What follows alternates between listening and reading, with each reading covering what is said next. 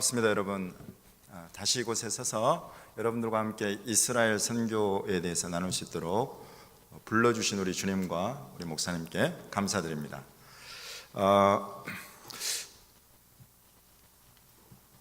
여러분, 이스라엘, 저 지금 중동에 있죠, 이스라엘. 저 중동에 저 이스라엘 나라가 언제 다시 세워졌습니까? 1948년. 여기 혹시 1948년생 계세요? 네. 1948년 이전에는 어디 있었어요, 이스라엘이? 디아스포라. 이스라엘은 있었습니까, 없었습니까?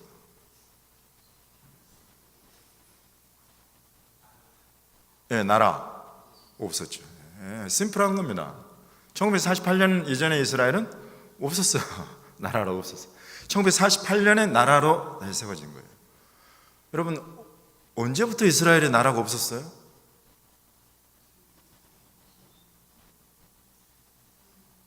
예수님이 이 땅에 오셨을 때 이스라엘이 나라였습니까?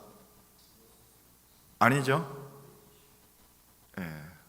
나라도 아닌 곳에 예수님이 오셨어요. 네. 주전 63년부터 로마가 통치하기 시작을 했죠. 예수님이 십자가로 우리 때문에, 저와 여러분 때문에 십자가를 달리시고 죽임당하시고, 그리고 저와 여러분 때문에 다시 살아나셨죠. 아멘입니까? 정말 아멘. 이보다 더 좋은 소식이 없죠. 그렇게 다시 살아나신 주님이 땅에서 40일 동안 제자들과 함께 계시다가 올라가셨죠. 하늘로. 올라가시기 바로 직전에 12사도들, 우리 믿음의 위대한 선배들, 이 유대인 이 제자들이 예수님께 물어본 질문이 뭡니까? 주께서 이스라엘 나라를 회복하심이 이때입니까? 지금 하늘로 올라가시기 직전에 가장 지금 중요하고 무게 있는 질문을 제자들이 던진 것이 이스라엘 나라의 회복이에요. 이스라엘 나라의 회복. 그거는 분명히 굉장한 의미가 있다. 이제 그 사람들이야 뭐 유대인들이고 이스라엘 시민권자가 될 수 있고 그래서 물어봤을 수도 있겠거니와 그것만의 의미는 아니었을 것이다. 무엇 때문에 그 중요한 그 순간 마지막 질문을 그걸 던졌을까? 그리고 하나님은, 우리 주님은 이스라엘 나라는 반드시 회복된다 라고 대답하셨습니까?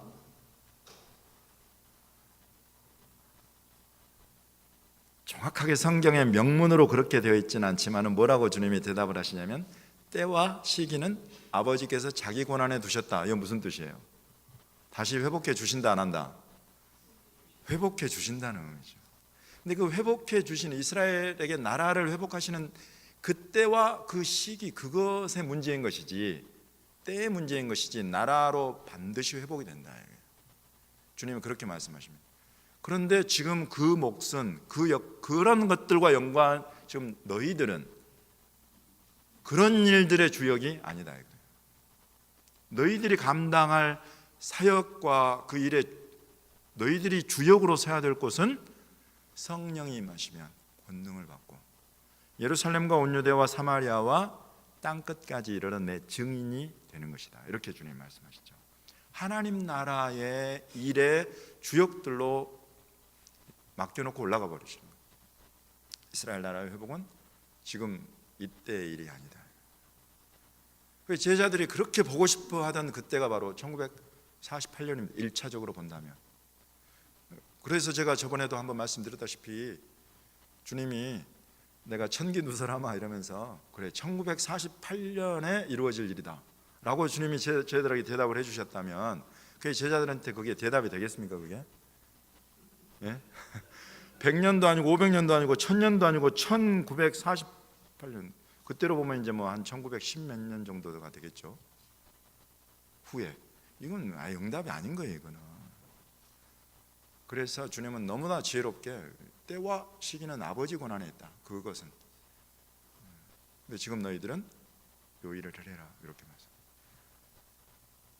그래서 이스라엘 나라라는 이 개념. 여러분 그러면 지금 이스라엘 나라는 언제 세워졌어요?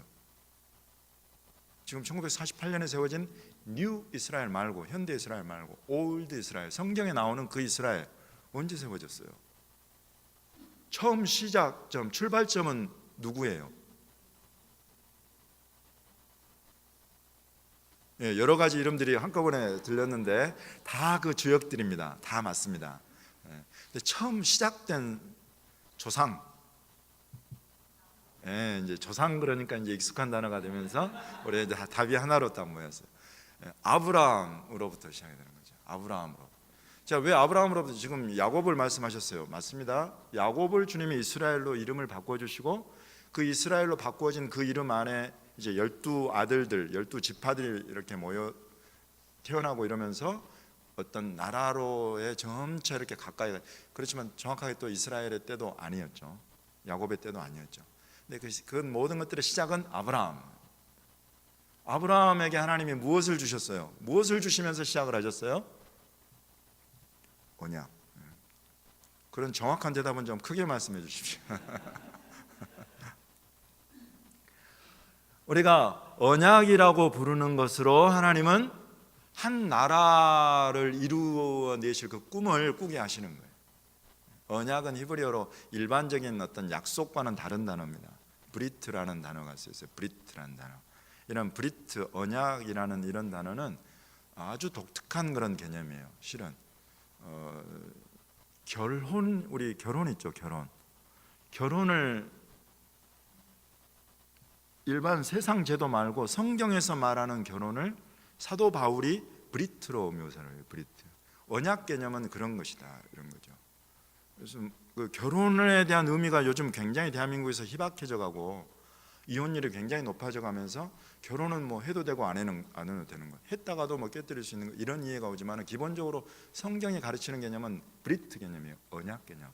언약 개념은 무엇인고 하니 특히 하나님이 하시는 언약이라는 것은 하나님의 특성 또는 성품상 결코 바뀌거나 실패하거나 할 수 없는 거예요.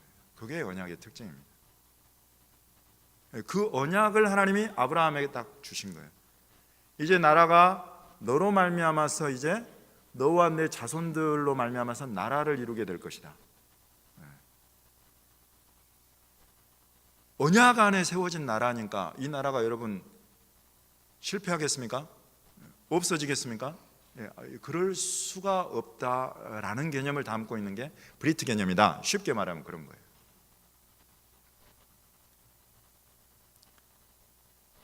그래서 제자들이 이스라엘 나라를 회복하시면 이때니까 주님이 이스라엘 나라 글쎄 그게 뭐가 중요하겠냐, 하나님 나라가 중요하지, 이렇게 대답하지 않으세요. 이스라엘 나라를 회복해 주신다. 이런 그 나라를 주님이 계획하시고 언약 가운데에서 세우시고 한 데에는 뜻이 계시다. 여러분, 그런 하나님의 뜻을 우리가 찾아 들어가는 거예요. 오늘날에 우리 눈앞에 저 이스라엘 나라를 다시 세워주신 데에는 그 뜻을 주님이 보여주고 나타내고 열어주기 위해서 저걸 다시 우리 눈앞에 세워주신 거예요. 그래서 여러분, 우리가 적어도 하나님의 자녀의 백성이라고 한다면 하나님 나라에 대한 관심과 더불어서 이런 이스라엘이라는 이런 나라를 하나님이 왜 도대체 지금 세우셨는가, 아버지의 뜻과 마음을 우리가 캐물어야 된단 말이죠. 여러분, 그 속에서 보물들이 발견되는 거예요. 성경의 보물들, 그리고 구속사의 보물들이 막 보여요. 예수님과 연관된 보물들을 우리가 캐낼 수가 있어요. 그런 것 속에서. 자, 제가 지금 여러분에게 두 가지와 같은 이스라엘을 말씀드렸어요. 하나는 올드 이스라엘, 하나는 뉴 이스라엘. 올드 이스라엘은 언약 가운데 세워졌다고 그랬어요. 그러면 뉴, 새로운 이 이스라엘도 언약 안에 세워진 것일까? 여러분, 이걸 확인해 보셔야 돼요. 두 번째, 하나님이 이스라엘을 세우시는 모든 과정, 특히 올드 이스라엘을 세우시는 모든 과정은 다 성경에 주께서 선지자로 부르신 사람들을 통해서 말씀하고 그걸 이루세요. 예언대로 언약을 이루어 가시는데 선지자들을 통해서 미리 하신 말씀대로 이루어 가세요. 그걸 예언과 성취라고 우리가 부릅니다. 그 예언의 성취로 이스라엘이 나라로 세워져요. 그것이 올드 이스라엘이에요. 그러면 지금 이 새로운 이스라엘, 뉴 이스라엘도 그와 똑같이 예언하신 말씀대로 이루어지고 세워졌을까? 그럴까요, 여러분? 아닐까요? 네.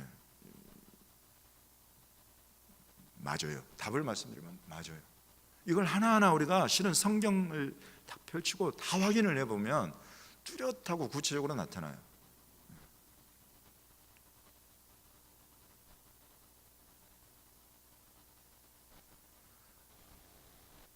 올드 이스라엘, 옛날 이스라엘이 세워진 땅, 지금 뉴 새로운 이스라엘이 세워진 땅 같은 곳입니까? 다른 곳입니까?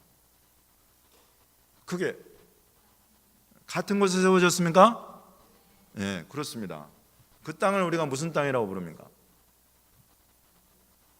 네, 가나안 땅이라고도 부르고 약속의 땅이라고도 부릅니다. 그 약속의 땅에서 약속은 약속입니까? 언약입니까? 네, 언약입니다. 그냥 약속이 아니에요. 이것 또한 브리트 안에 있어요. 그래서 여러분, 이 브리트라는 것이 가장 사실 중요한 걸 우리에게 가르쳐줘요. 브리트라는 이거. 여러분, 이 언약을 우리가 여러분 지금 로마서 11장에 보시면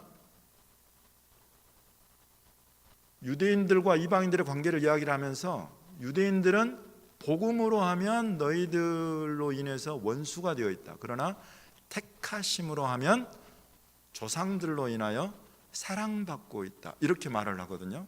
여기서 말하는 이 조상들 있죠.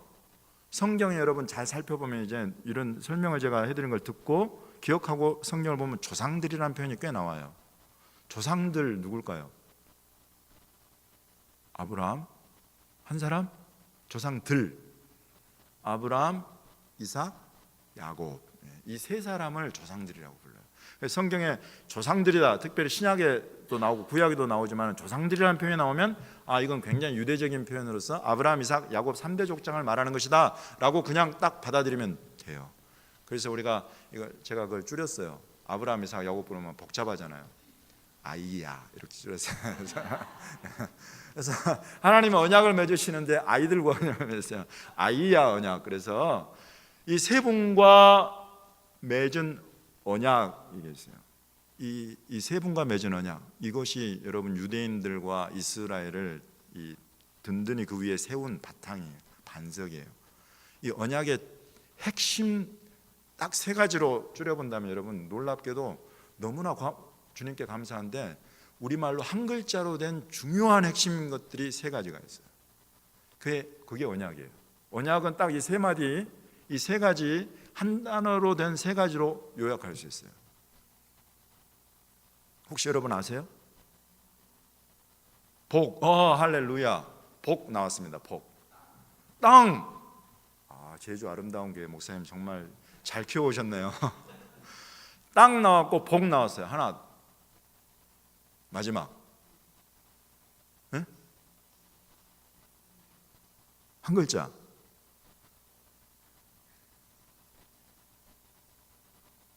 나올 듯 말 듯한데 두 글자로 제가 말씀드릴게요.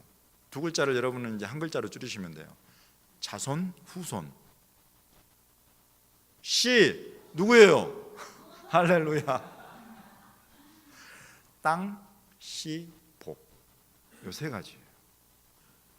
땅, 씨, 복. 여러분 중에 땅, 씨, 복 중에 좋아하지 않는 분, 좋아하지 않는 거 들어있는 거 있어요? 다 좋아하잖아요. 땅 좋아하죠. 얼마나 우리 땅 투기 많습니까? 죄송합니다.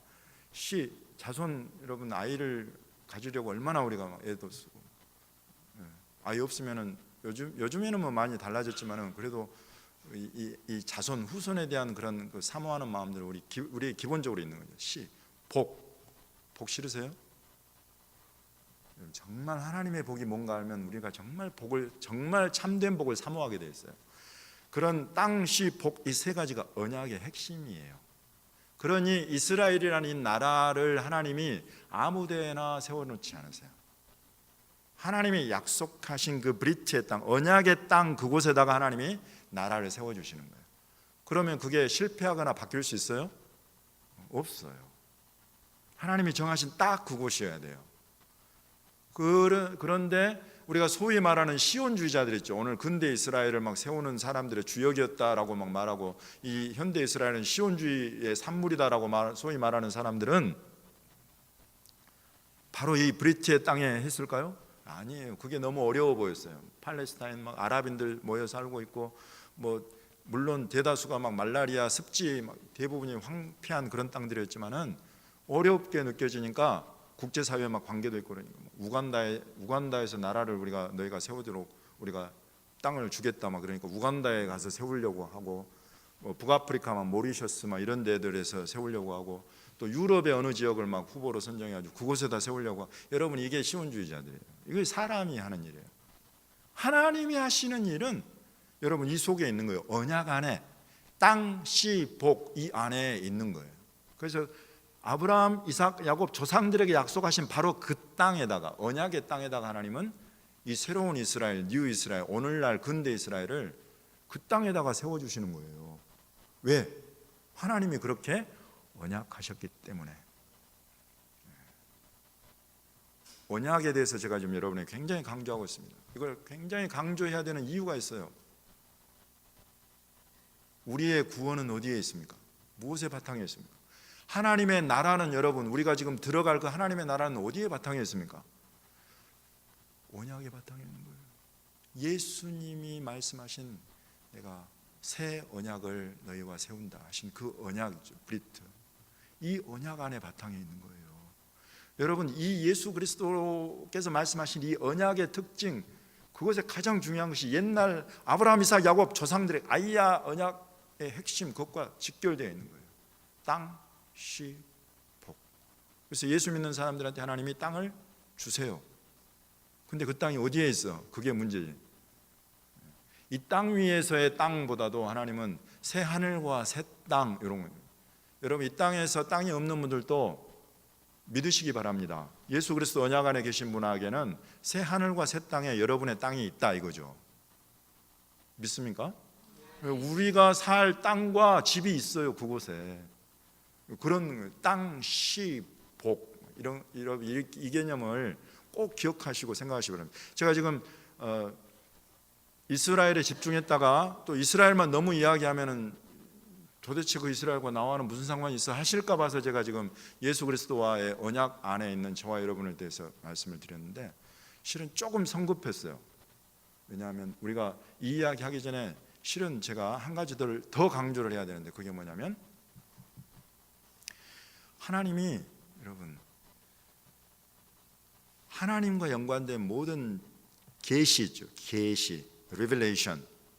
여러분, 하나님은 우리가 알고 싶다고 할 수 있는 분이 아니라 하나님이 revelation, 자기를 계시로 나타내 주셔야 알 수 있는 존재다. 그것이 성경이 우리에게 가르치는 바입니다. 이 하나님의 revelation의 대상이 가장 먼저는 누구였어요? 이게 이스라엘이었어요. 이스라엘만 하나님이 아셨다라고 이야기를 합니다. 하나님 스스로 그렇게 말씀하세요. 그러니까 모든 나라들도 있고 많은 민족들이 있지만은 하나님이 딱 하나를, 이걸 뭐 했다고 그래요? 선택했다 그래요. 선택했다. 그래서 우리가 이스라엘을 선민이라고 하는 거죠. 선택을 그렇게 딱 하셨어요. 왜 선택을 하셨냐면 그들에게 하나님이 자기와 연관된 모든 것을 다 나타내고 다 주시려고, 하나님께 속한 것들을 다 주시겠다고 선택한 한 나라, 그 민족이 이스라엘이에요. 얼마나 축복됩니까? 이런 복이 어디 있겠어요?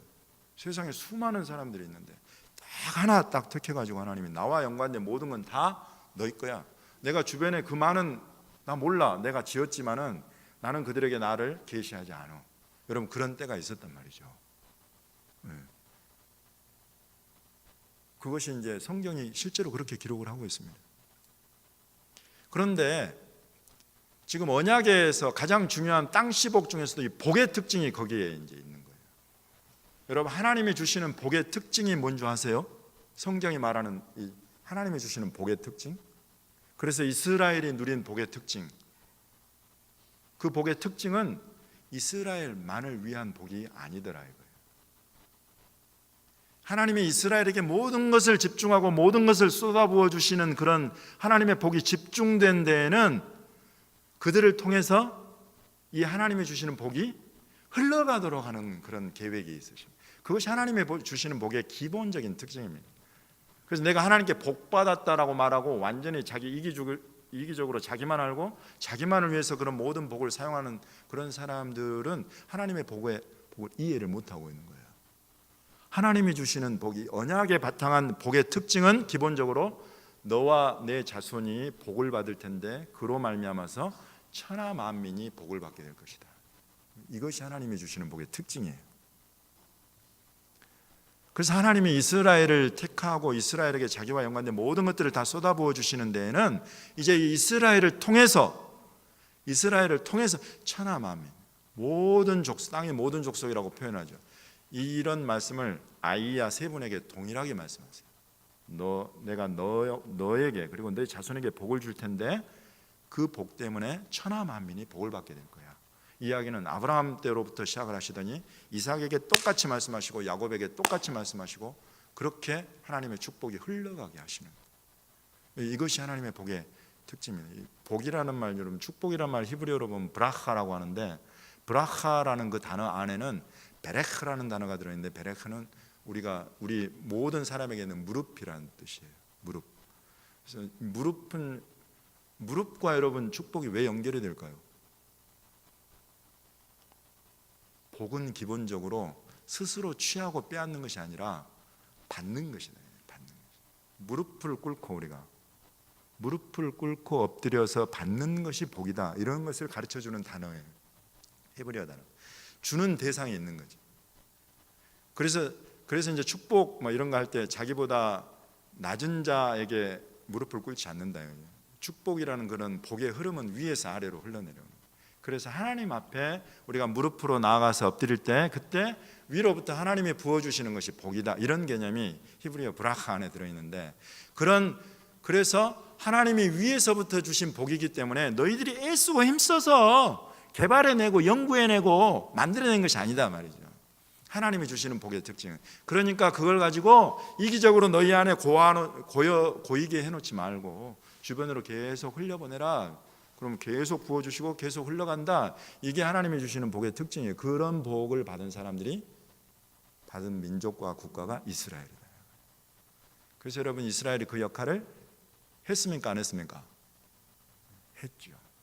하나님의 말씀대로 했어요.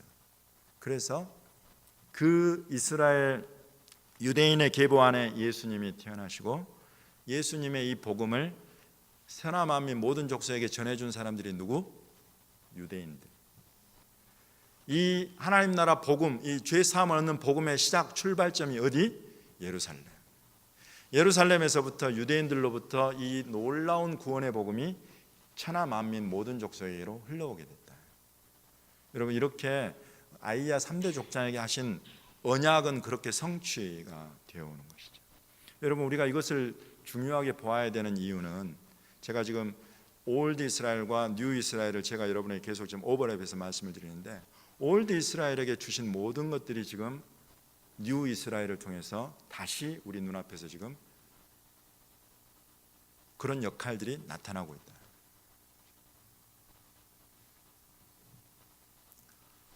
너무 많은 말씀들을 제가 여러분에게 드리지는 않겠습니다. 일단 기본적으로 다시 한번 정리를 한다면 올드 이스라엘을 하나님이 세우시는 것은 언약의 바탕에서 브리트의 바탕에서 브리트를 이루는 예언대로 성취하면서 세워진 것이 이스라엘이라는 나라다. 그래서 그 브리트의 바탕에 있다는 것은 하나님이 정한 그곳, 그 땅, 그곳에 세워지는 것이 의미가 있고 또 하나님이 주시는 복, 위로부터 부어주시는 그 복이 그 이스라엘에게 부어져서 그 이스라엘로 말미암아서 천하 만민에게로 흘러가도록 하는 하나님의 뜻이 담겨 있다. 이것이 지금 올드 이스라엘, 옛 이스라엘을 통해서 나타난 바고 그리고 당연히 오늘날 지금 중동 지역에 있는 새로운 뉴 이스라엘을 통해서도 역시나 그 역할이 그대로 이루어질 것이다. 그것을 제가 여러분에게 지금 말씀을 드립니다.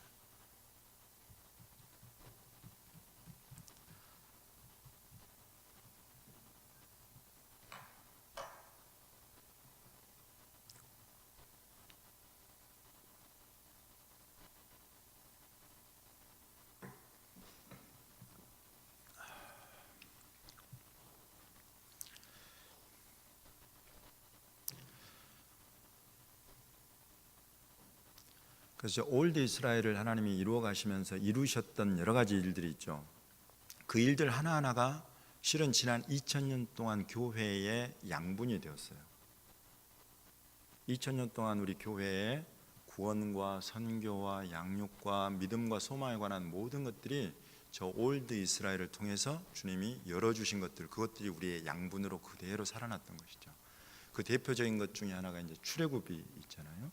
그래서 출애굽, 이스라엘이 건국하게 되면서 필수적으로 경험해야 됐던 것이 출애굽인데, 이 사건 하나만 보아도 얼마나 이 이스라엘을 통해서 하나님이 자기를 계시하시되 이스라엘에게 나타내신 것이 얼마나 열방을 위한 그런 축복의 통로가 되었는가 하는 걸 보여주는 것이 출애굽인데, 출애굽이라는 이 사건은 우리가 너무나 잘 알고 여러분이 수많은 설교를 통해서 들었다시피 이집트에서 종되었던 이 유대인들이 하나님의 능력으로 말미암아서 자유한 백성들로 이끌어져 나오는 그 이야기죠. 이것은 우리가 이제 예수 그리스도 안에서 죄의 종으로 살던 우리가 어떻게 죄에서부터 사망으로부터 자유케 되었나 하는 것들을 가르치는 유일한 소스예요. 이게. 그리고 그렇게 출애굽을 나와서 광야 생활 40년, 이것은 여러분 어떻게 우리 교회에게 그동안에 적용되고 가르쳐져 왔습니까? 지난 2000년 동안 예수 믿는 우리가 구원받은 백성들, 이제 출애굽이 구원 역사라고 한다면, 예수 그리스도로 말미암아서 죄와 사망에서 구원된 자유를 얻게 된 그 역사라고 한다면, 이 광야 40년은 성도의 성화. 그래서 광야 동안에 하나님을 시험했던 것들, 불평하고 원망했던 것들, 간음하고 음란을 행했던 것들, 그와 같은 것들의 결과물이 무엇이었는가를 계속 우리가 반복하고 곱씹으면서 성도들은 어떻게 살아야 하는가, 이것에 대해서 얼마나 많은 인사이트를 주었고 수많은 설교자들이 그걸로 설교를 해왔죠. 여러분, 이렇게 하나님이 이스라엘을 사용하고 계세요. 사용하셨어요. 그리고 마침내 광야 40년을 지나고 광야에서 다 멸망해서 죽어버리는 것이 아니라 하나님이 말씀하신 그 땅으로 들어간다. 하나님의 은혜로, 믿음으로, 모세 세대가 아니라 여호수아 세대에서 그 땅으로 들어간다. 여러분, 이런 것들은 여호수아와, 히브리어로 보면 여호수아, 호세아, 예슈아, 이건 같은 이름이라고 제가 우리 제주 아름다운 교회에 와서는 벌써 이 비밀을 알려드렸는데 여호수아 세대의 그 땅으로 들어가 예수 그리스도로 말미암아서 하나님이 약속하신 땅, 새하늘과 새 땅, 그 안으로 분명히 확실히 들어간다는 걸 보여주는 거예요. 그래서 구원과 성화와 그 땅으로 들어가는, 하나님 나라에 들어가는 것까지를 여러분 이 올드 이스라엘 통해서 하나님이 우리를 그렇게 계시하시고 가르쳐 오신 거예요. 이것은 너무나 심플한 하나의 이해를 제가 여러분에게 말씀드립니다. 성경에서 여러분 이스라엘을 빼고 도대체 어떤 성경이 가능하겠어요? 성경의 내용. 그렇게 온통 이스라엘과 연관되어서 그렇게 하나님이 이스라엘을 통해서 자기를 계시하시고 우리를 가르쳐오고 우리에게 큰 유익을 그렇게 주시는 거예요.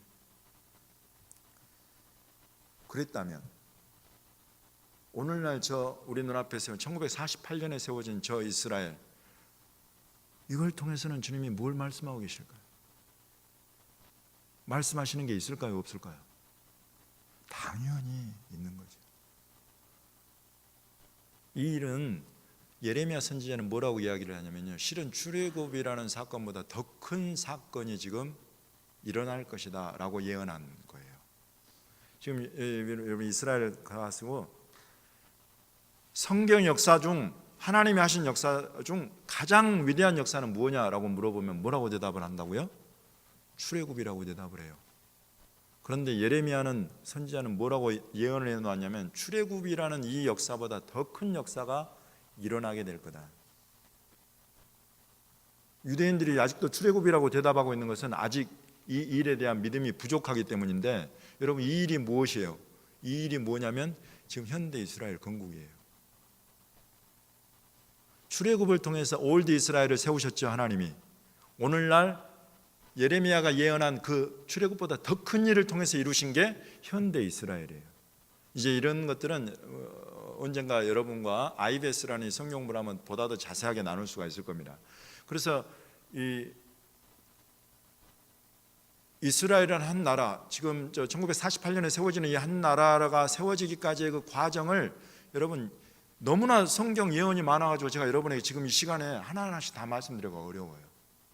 그 정도로 구약 성경이 꿈틀꿈틀 막 살아나는 역사가 현대 이스라엘 건국의 역사예요.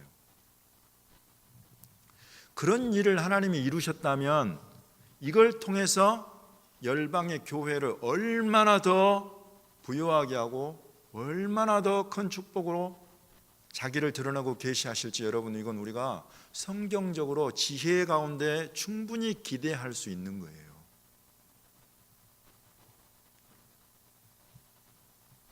저는 20년이 넘기 전에 1995년 이럴 때 주님이 이스라엘을 주셨어요. 그래가지고 그때부터 이스라엘을 들여다보기 시작했는데요. 정말 성경이 새롭게 열린 부분들, 예수님에 대해서 알게 된 것들, 제가 믿는 이런 신앙에 관한 이해들, 여러분 전반적인 영역이 얼마나 큰 은혜를 많이 받았는지 모릅니다. 여러분이 이 지금 새롭게 세워진 이스라엘을 여러분이 경험하고 알아간다는 것은 하나님이 옛날 이스라엘을 통해서 교회를 가르치고 나타내게 자기를 계시하셨던 그런 것들과 비할 바 없이 더 큰, 더 놀랍고 더 위대한 계시가 있다, 나타내실 것들이 있다. 여러분 이렇게 믿으시면 확실해요. 그래서 우리 제주 아름다운 교회에서 지금 지난번에 다녀오셨고 지금 매일 기도하고 계시고 또 이제 내년에 들어가시잖아요. 여러분 이와 같은 일들은 그런 하나님의 축복의 열방을 향한 축복의 계획, 그 플랜에 여러분 이게 표현이 좀 저속해서 그렇습니다. 빨대를 확 꽂는 거예요. 쉽게 이해하시도록 빨대 꽂아버린 거예요. 여러분 이제 그곳에서 우리가 쭉쭉 빨아당겨서 정말 맛있고 시원한 그런 것들을 마실 수가 있어요. 계속 주님이 열어주고 계세요. 지금 이 시대에 많이 기대하십시오. 주님을 많이 기대하십시오. 이게 지금 이 시대에 하나님이 하신 정말 출애굽보다 위대한 역사의 현장 안으로 여러분이 들어가는 거예요. 여러분이 이런 일들을 이 부족한 종의 입술을 통해서 이런 말씀들을 듣고 뭔가가 있구나 하고 생각하고 사모하면서 들어가시느냐 그렇지 않느냐는 여러분 큰 차이를 만들어요. 성부사님 그러지 마시고 좀 힌트 좀 주세요. 뭐가 있어요 도대체? 뭐가 있을까요? 올드 이스라엘이 여러분 모든 올드 이스라엘 통해서 계시하신 모든 것은 다 초림에 이 땅 2000년 전에 오셨던 예수님과 다 연결이 되어 있어요. 그 예수님을 통해서 올드 이스라엘에게 계시한 모든 것들이 다 해석이 되고 성취가 되었어요. 그러면 이 뉴 이스라엘을 세워 오시면서 그리고 지금 그걸 세우신 지 지금 70년이 됐잖아요. 성경에 의미 있는 숫자예요. 이렇게 지금 그걸 세워 오신 지가 70년이 지난 이런 때를 통해서 주님이 뭘 지금 나타내고 계시는가? 무엇에 포커스를 맞추게 하시는가? 그렇습니다. 재림의 예수와 다시 오실 주님께 이 모든 것들은 포커스가 맞춰져 있어요. 완전히 여러분 하나님은 생각보다 단순하세요. 죄송합니다 주님. 생각보다 단순해요. 그래서 뭘 막 복잡하게 꽈놓고 아무리 연구해도 못 알아보게 하시는 분이 아니에요. 하나의 딱 원리를 딱 발견해내면 그걸 통해서 성령이 쭈르륵 열리게 되어 있어요. 그런 것들을 여러분 우리가 위즈덤이라고 하는 거예요. 지혜. 하나님은 이 구약을 통해서 올드 이스라엘을 통해서 레빌레이션을 해놓으셨어요. 그것들을 살펴보면서 얻는 것이 위즈덤이에요. 그 위즈덤이 한번 우리 안에 딱 들어오면 하나님이 지금 이 시대에 하고 계시는 일들을 보고 깨닫고 이해하고 동참할 수 있는 어떤 것들이 주르륵 또 열려요. 여러분 그런 것입니다. 그래서 그러면 이제 이 뉴 이스라엘은 다시 오실 예수님과 모든 것들이 다 연관이 되어 있구나. 그게 딱 오면 그때로부터 여러분 사복음서를 보든지 서신서를 보든지 심지어 구약 성경에도 주의 다시 오시는 이야기가 그때부터 보이기 시작하는 거예요. 제가 유대인들 런던에 가서 유대학을 공부할 때 받고 가장 당황했던 질문 여러분 기억하시나 모르겠다. 진짜 당황했는데 무슨 질문을 저한테 딱 던지냐면, 너는 신약을 믿지? 신약에 보면 예수님이 뭐 메시아가 다시 오신다 이런 이야기 있는데, 자기는 이 유대인, 이 유대교를 지금 배우고 있는 이 랍비 후보성의 자기는 구약만 믿는다 이거예요. 그럼 구약 어디에 메시아가 다시 온다는 이야기가 있냐는 거예요. 이거 어디 있어요? 다시 오시는 메시아에 대한 이야기, 구약 성경에. 우리 신약 성경에는 도배가 되어 있잖아요. 예수님 다시 오신다, 천사장의 호령과 나팔소리가 되어서 다시 오신다, 이런 이게 다 구약을 바탕으로 하고 있는데 너무 당황했어요. 그러고 보니 내가 주의 재림을 준비한다고 이렇게 이해하고 막 그러는 거 다 신약 성경이지 구약 성경에서는 없는 거예요. 근데 이런 것들이 이제 구약에도 있어요. 주님이 다시 오신다.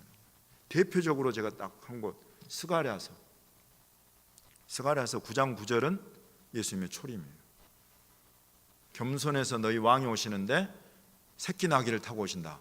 이게 스가랴 9장 9절에 있는 초림의 예수와 메시아에 대한 예언이에요. 근데 그 같은 책 스가랴 14장에 메시아가 다시 오시는 것이 나와요. 그 메시아는 이제 두 번째 오실 때는 올리브산, 이제 여러분 들어가시면 우리 김 목사님 인도로 함께 예배하게 될 곳인데, 올리브산에 그의 발이 딱 서신다. 그러면 올리브산에 지진이 난다. 둘로 갈라져 가지고 뭐 그런 일들이 스가랴 14장에 예언되어 있는데, 여러분 이 일은 아직 한 번도 일어나지 않은 일이에요. 예수님이 다시 오시는 그 장면과 직결되어 있는 거예요. 그러니 스가랴 책이라는 이 구약 성경 선지서 안에, 한 책 안에 예수님, 초림의 예수님도 예언되어 있고 재림의 예수님도 예언되어 있는 거예요. 이런 것들이 이제 어느 순간부터 막 성경이 여러분 막 열려요. 이전에는 그냥 뭐지 하고 지나갔던 것들이 보이기 시작을 해요. 그와 같은 것들이 얼마나 나를 신앙생활을, 성경 읽기를 재밌게 만드는지, 즐겁게 만드는지 모릅니다. 이게 막 풀려지거든 뭐가. 그러면 이제 자연스럽게 내 관심이 다시 오실 주님께로 향해 가요. 세상의 염려, 주님이 말씀하신 다시 오실 주님을 깨어서 준비하지 못하게 만드는 요인 있잖아요.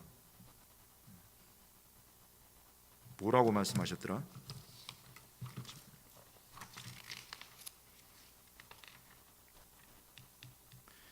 방탕함, 술 취함, 생활의 염려. 여러분 이 세 가지가 대표적으로 예수님의 다시 오심을 준비하는 것을 방해하는 걸로 주님이 말씀하고 계세요. 방탕함, 술 취함, 생활의 염려. 마음이 둔해져 버린다. 그런데 여러분 이런 것들이 열리기 전에, 이스라엘을 통해서 이런 것들을 보기 시작하고 깨달아지기 시작하면, 여러분 막 내가 때로 방탕함과 술 취함과 생활의 염려로, 여러분 중에는 그런 분이 안 계실지 몰라요. 그렇게 막 빠져가다가도 정신이 번쩍 들면서 여러분 예수님께로 확 돌아서게 돼 있어요. 이게 왜냐하면 주님이 이렇게 열어서 내 눈과 마음과 신경을 온통 막 사로잡으세요. 그래서 이렇게 깨어서 주님을 준비할 수 있게 만드는 놀라운 힘이 있어요. 슬기로운 다섯 처녀 비유 나오죠. 여러분 그 슬기로운 다섯 처녀가 될 수 있는 비결, 저는 단언컨대 이스라엘을 주님의 마음과 뜻 그대로 보고 품는 것이라고 저는 단언합니다. 그 속에 여러분 다시 오실 주님과 연관된 놀라운 것들이 계속 풀어져요. 계속 계시되어져요. 이 이스라엘과 연관되어서. 그래서 슬기로운 다섯 처녀처럼 우리가 준비 안 할래 안 할 수가 없어요. 그렇게 만들어주는 그런 비결이에요. 이스라엘이라는 게. 그래서 다시 오실 재림의 예수님과 이 뉴 이스라엘이 직결되어 있다. 이걸 여러분이 꼭 기억하시고, 총무사님 기왕 말씀해 주시는 거 조금만 더 구체적으로 하나만 더 이렇게 말씀하신다면, 제가 말씀드릴 수 있는 것은 로마서 일단 11장에 유대인들이 넘어져 가지고 구원이 열방으로 흘러갔다. 그런데 하나님이 다시 유대인들을 찾고 회복하실 때가 오는데, 그렇게 되는 것은 죽음 가운데에서 다시 살아나는 것과 같은 것이다. 곧 죽음 가운데서 다시 살아나는 건 뭡니까? 두 단어, 두 글자. 부활이라고 우리가 하는 거예요. 올드 이스라엘을 통해서 주님이 구원에 관련된 모든 것들을 계시하셨다면, 뉴 이스라엘을 통해서 주님이 우리에게 계속 가르치고 열어주시는 것은 부활입니다. 부활에 대해서 계속 이제 가르쳐주고 계십니다. 이 이스라엘이 다시 살아나는 것 자체가 부활에 대해서 알려주는 건데, 그것과 연관돼서 선지자를 통해서 말씀해 놓으신 게 에스겔 37장이에요. 마른 뼈 골짜기의 환상. 여러분 이걸 보시면 완전히 이스라엘이 표현이 그래요. 멸절되었다. 무덤 속에 들어가 있다. 여러분 죽은 자만 무덤 속에 있는 거죠. 멸절되어서 죽은 자 그 이스라엘을 하나님이 선지자의 입을 통해서 대언하면서 살려낸단 말이에요. 살려내가지고 이스라엘 땅에 둔다, 이렇게 말씀하세요. 그러니 완전히 이 시대에 뉴 이스라엘을 하나님이 회복하실 것에 대한, 그 이스라엘 나라의 회복에 대한 너무나 놀라운 예언이에요, 그게. 그리고 그것이 성취되는 거죠. 그 속에 담겨있는 이런 단어 하나하나를 다 풀어봐도 이것은 사망에서 생명으로 일어나는 부활과 연관이에요. 이제 부활의 때가 예수님의 재림과 더불어서 얼마나 가까운가 하는 것들에 대해서 여러분, 주님이 지금 이스라엘을 통해서 우리에게 가르쳐주고 계세요. 구원과 부활 이런 것들은 여러분 구원과 구속 이런 차이예요. 구원이 있고 구속이 있어요. 구속을 우리가 다른 말로 속량이라고도 하는데, 우리 몸의 속량 여러분 일어났습니까? 아직 일어나지 않은 걸로 사도 바울이 이야기를 해요. 우리 몸의 속량을 기다린다라고 하고 있는 거예요. 기다린다. 속량. 그건 다시 오실 재림의 주님이 우리에게 가져오는 건데, 우리 몸의 속량, 그것을 다른 말로 우리가 부활의 신령한 몸을 입는 것이, 이렇게 표현해요. 부활의 신령한 몸을 입으신 분 지금 아직 아니다. 아직은 아니다. 그렇지만은 확실하게 이루어질 것들에 대해서 여러분 지금 너무나 중요한 다시 오실 주님과 연관돼서 너무나 중요한 컨셉들이 다 이스라엘을 통해서 주님이 지금 풀어가고 계신 거예요. 그래서 제가 이제 총정리처럼 말씀을 드린다면, 올드 이스라엘을 통해서 주님이 구원과 성화와 하나님 나라에 들어가는 것들을 풀어주셨다면, 새로운 이스라엘을 통해서는 다시 오실 주님이 가져오실 부활과 속량에 관한, 구속에 관한 것들을 지금 풀어가고 계신다. 그리고 이와 같은 것들의 어떤 것들은 계속 우리가 이스라엘을 들여다보고 품고, 그리고 이제 구체적으로 우리가 유대인들 대상으로 어떤 사역까지 하게 되면, 여러분 이제는 정말 진짜 한 번만 더 쓰겠습니다. 빨대 제대로 꽂는 것이 되는 거예요. 진짜 제대로 꽂는 것이다. 주님이, 저는 우리 제주 아름다운 교회는 주님이 꼭 그렇게 직접 유대인들을 대상으로 구체적인 사역을 해갈 수 있는 문을 열어주실 것을 믿습니다. 믿습니다. 그러면 재림 다시 오실 주님과 완전히 여러분 딱 매칭이 되어버려요. 그렇게 유대인 사역을 이제 전개해 가게 되면.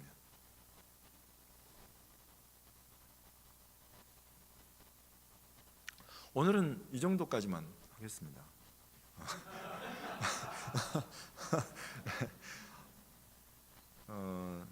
사실 지금 제가 여러분에게 말씀드린 것 하나하나가 제가 이 성경 구절들을 원래 다 찾아보면서 진짜 다 성경에 기록이 되어 있는 거거든요. 근데 제가 시간 관계상 또는 여러분의 이해의 편의를 돕기 위해서 이게 막 말씀 찾다 보면 주의력이 막 놓쳐지고 이런 것 때문에 제가 지금 안 찾고 넘어간 건, 하나하나가 말씀에 다 기록이 되어 있어요.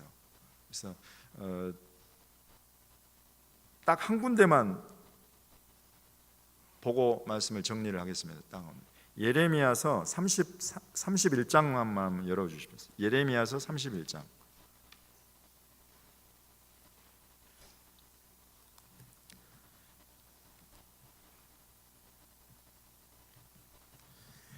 예레미야서 31장을 한번 보겠습니다.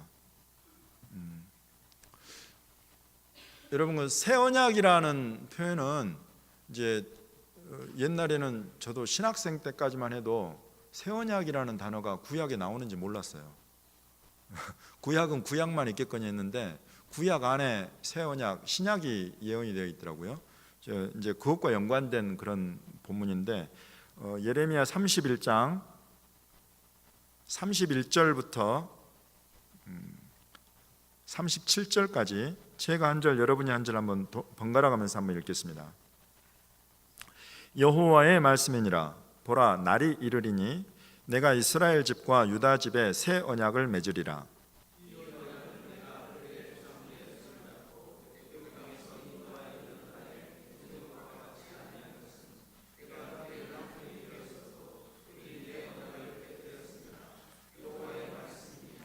그러나 그날 후에 내가 이스라엘 집과 맺을 언약은 이러하니 곧 내가 나의 법을 그들의 속에 두며 그들의 마음에 기록하여 나는 그들의 하나님이 되고 그들은 내 백성이 될 것이라. 여호와의 말씀이니라.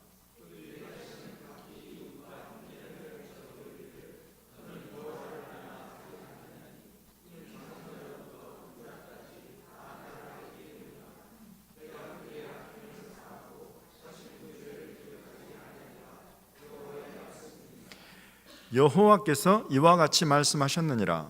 그는 해를 낮에 빛으로 주셨고 달과 별들을 밤에 빛으로 정하였고 바다를 뒤흔들어 그 파도로 소리치게 하나니 그의 이름은 만군의 여호와니라.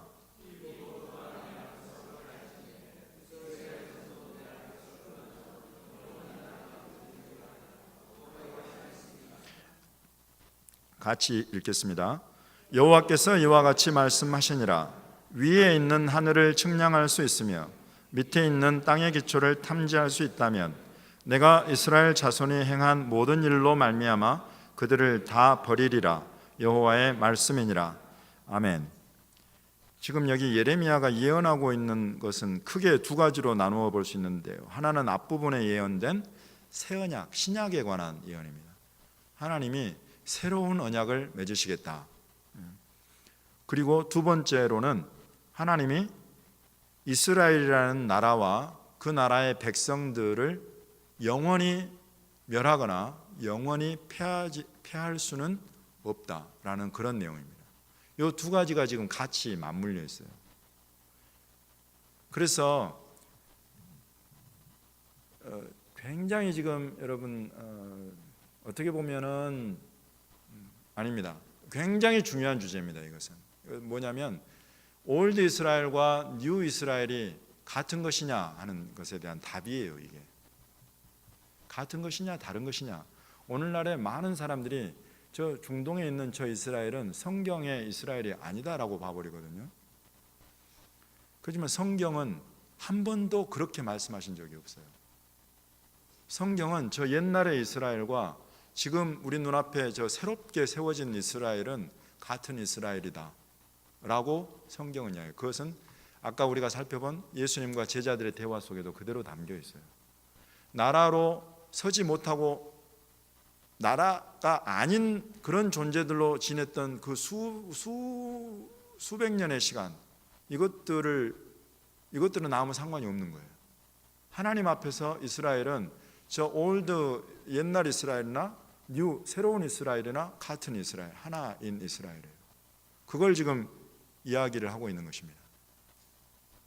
지금 이 예레미야 때도 마찬가지지만은 이제 나라가 폐해지고 백성들은 포로로 끌려가고 예루살렘에 하나님의 집은 불타고 황폐화되고 폐허가 될 그런 것들에 대한 것들 앞에 두고 있어요. 근데 그렇게 될지라도 그 이후에 세워지는 이스라엘이 아닌 것이 아니다 이거예요. 하나님 보시기에는 같은 이스라엘이고 이 이스라엘은 천하 만민의 축복이 되는 사명, 그 부르심이 있다. 왜냐하면 이 브리트라는 언약 안에 있기 때문에.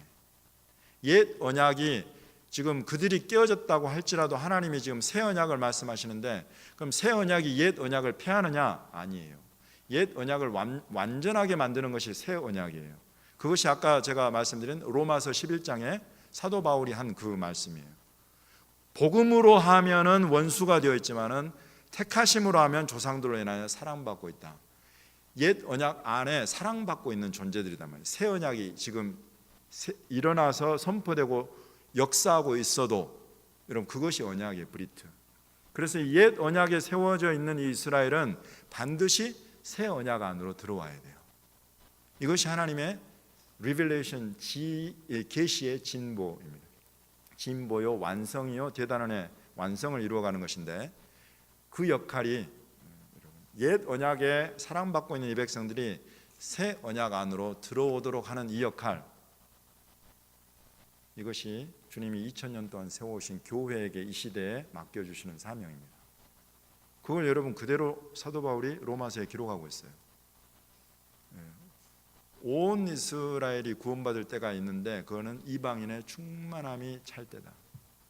이방인의 충만함과 온 이스라엘의 구원을 이 사도 바울이 같이 풀어가고 있어요. 그것은 지금 이런 사명, 이 새 언약 안으로 옛 언약 안에 있는 이 백성들을 이끌어 드릴 수 있는 그 사명과 그 기름 부음이 열방의 교회 안에 있다. 여러분 이 사명을 이 시대에 발견하고 눈을 뜬 교회들이 곳곳에 많습니다. 많다는 말은 어쩌면 제가 좀 과장한 것일 수도 있겠어요. 제주 아름다운 교회 같은 교회가 드물어요. 정말이에요.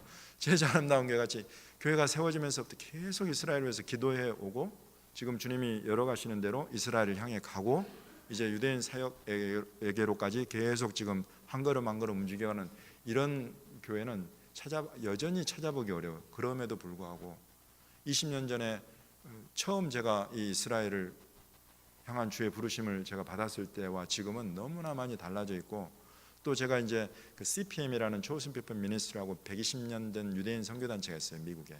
그 단체 한국 대표를 맡게 됐는데 그곳에서는 17개국 대표들이 모여서 각 나라에서 전개되는 유대인 선교 동향을 함께 나누는데 그걸 통해서 보면 놀라울 정도로 주님이 교회를 일으키고 계세요. 교회들이 이 일에 동참하고 정말 이 이방인의 충만함을 통해서 온 이스라엘 구원의 문을 열어 가신다는 이것이 여러분 지금 이 시대에 역사하고 있어요. 오늘의 교회도 그 역할을 해왔습니다. 하영조 목사님 그 성령이 이끄시는 대로 가시는 그 목사님 덕분에 한국 교회도 그런 놀라운 축복 가운데로 또 들어갔죠. 그 교회가 오늘의 교회. 저도 실은 그 가운데 있었어요. 교회에서 저를 교육시켜줬고 훈련시켜줬고 파송시켜줬고 그곳에 가서 유대인들을 만나고 사역할 수 있도록 그런 모든 문들을 오늘의 교회가 열어줬어요.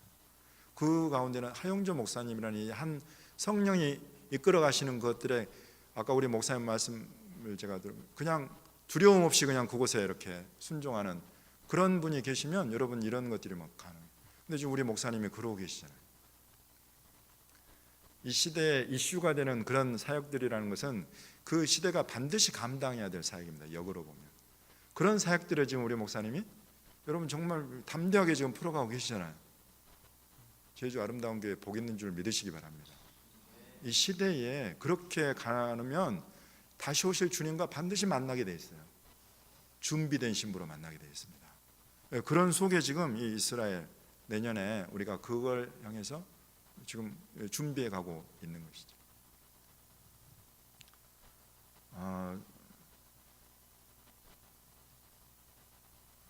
정말 여러분 주님을 많이 기대하십시오. 주님이 많이 보여주시고 많이 열어가실 거예요. 제가 경험해 보니까 그래요. 이걸 딱 주님이 주신 것을 딱 놓지 않고 계속 붙잡고 있으면 계속 주님이 열어가세요. 주님이 열어가세요. 그래서 주님께 합당한 사람으로 사역자로 그런 사역 교회 기관으로 주님 계속 그렇게 여러분 갑니다. 그렇게 준비된 다섯 처녀로 신부로.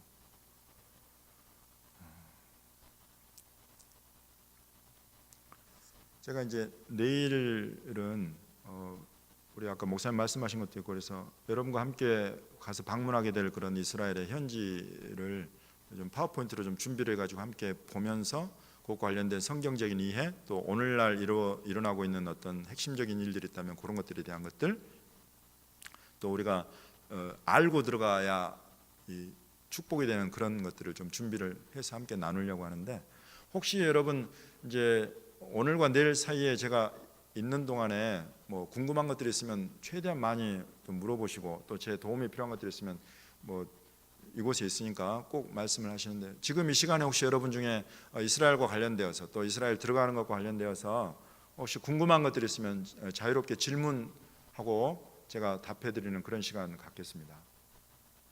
이스라엘과 관련돼서 여러분 뭐 어떤 형태든지 좋아요. 궁금한 것 있으면 질문하십시오.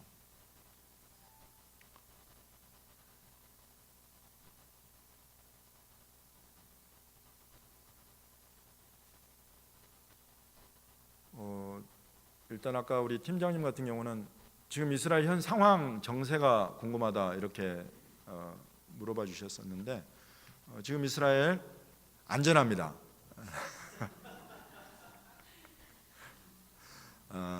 우리가 뉴스에 나오는 그런 이스라엘의 모습들은 이제 그 분쟁 지역이 있어요. 그 분쟁 지역이 있는데 가자지구랄지, 그리고 웨스트뱅크의 그 팔레스타인 자치정부가 관할하는 그런 곳들이 있는데, 이제 그런 데들하고 그다음에 지금 이제 시리아, 레바논, 지금 레바논 쪽에서 유대인들이 최근에 지금 지난주에 꼭 그 우리 남북한처럼 레바논의 헤즈볼라가 땅굴을 2개를 판 거예요. 그 중에 땅굴 하나는 저 지하로 27m 아래로 들어가서 180m를 파가지고 이스라엘 영토 안에 40m를 파들어왔어요. 그거를 찾아내가지고 언론에 공개하고 폭파시켰어요. 이제 그게 레바논의 헤즈볼라라는 그런 그 무장단체. 그곳은 지금 무기도 굉장히 뭐 강력한 무기들을 갖추고, 그래서 만약에 전쟁이 터진다면 가장 위험한 전선으로 보는 것이 그 레바논 북부 국경 지역인데, 이제 그렇게 땅굴 2개를 폭파시켰고 지난주에. 그러면서 이제 또 이스라엘이 그런 것들을 이제 주변 나라들에도 다 알려서 유럽 연합이랄지 뭐 이런 나라들에서 레바논과 히즈볼라를 막 일제히 이제 비난하고, 왜냐하면 이제 잘못한 것들이 있을 때 제대로 대응을 해야 얘들이 섣부른 그런 그 판단을 하에 막 전쟁 일으키고 하는 그런 일들을 미연에 방지할 수 있기 때문에 뭐 그런 일들이 있었고요. 이제 시리아 쪽 상황은 뭐 지금 당장 우려할 일은 없습니다.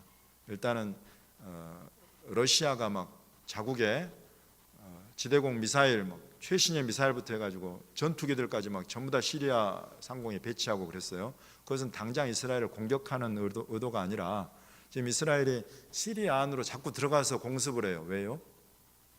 헤즈볼라의 무기 창고, 그 다음에 이란의 군사기지, 이런 시설들을 자꾸 지금 그 이스라엘 국경 접경에다가 만들고 배치하고 그러니까 이스라엘이 자국 그 뭡니까? 사전에 차단하는 차원에서 기회 있을 때마다 들어가서 때려버려요, 그거를. 그러니까 시리아에서 지금 소위 작전을 전개하고 있는 러시아가 자존심이 막 뭉개지거든. 그러니까 딱 준비하고 있다. 이제 들어오기만 해봐. 우리가 이제 지대공 미사일로 잡고 또 상공에서 러시아제 수호의 그 전투기로 대응할 거야. 지금 이러면서 지금 하고 있는 그런 상황. 그래서 뭐 당장 무슨 뭐 어려운 일이 전개되거나 그럴 상황은 아닙니다. 예, 이 정도 하고 예.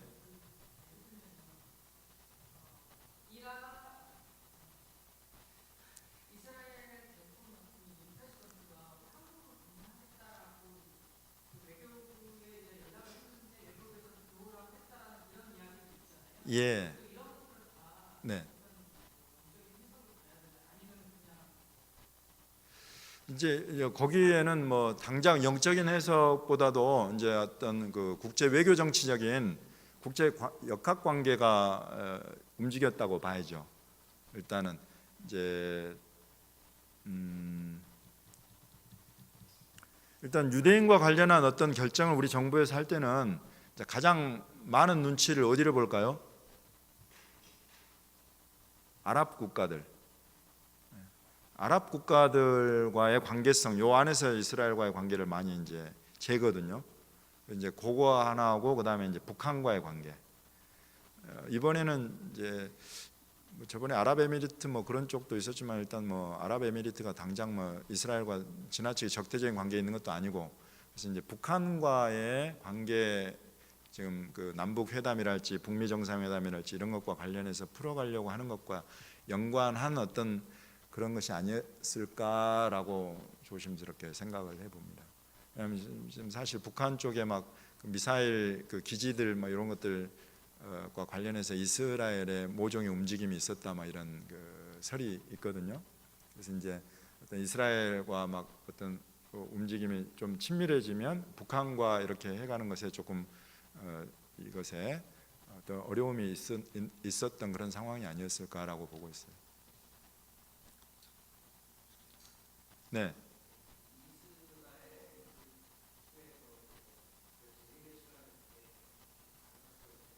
예.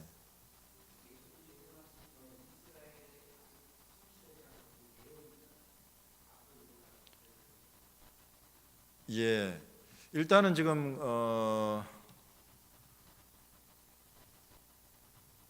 몇 가지가 있죠. 영적인 부분을 먼저 생각을 해본다고 했을 때는 일단 주님이 지금 전 세계에서 그 유대인들을 모아 들이신다, 이렇게 지금 우리가 그걸 알리야라고 부르고 있잖아요.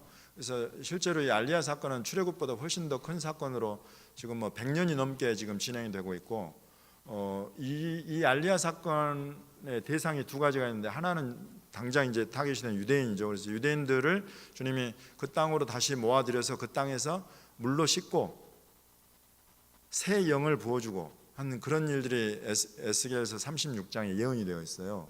그래서 이제 그런 부분에 대한 일들이 지금 현재 일어나고 있는데, 지금 미미한 수준으로 일어나고 있기 때문에 이제 열방의 교회가 이런 부분을 보고 교회의 기도와 지원과 실제적인 사역이 같이 가야 될 부분이 사실 이런 부분이에요.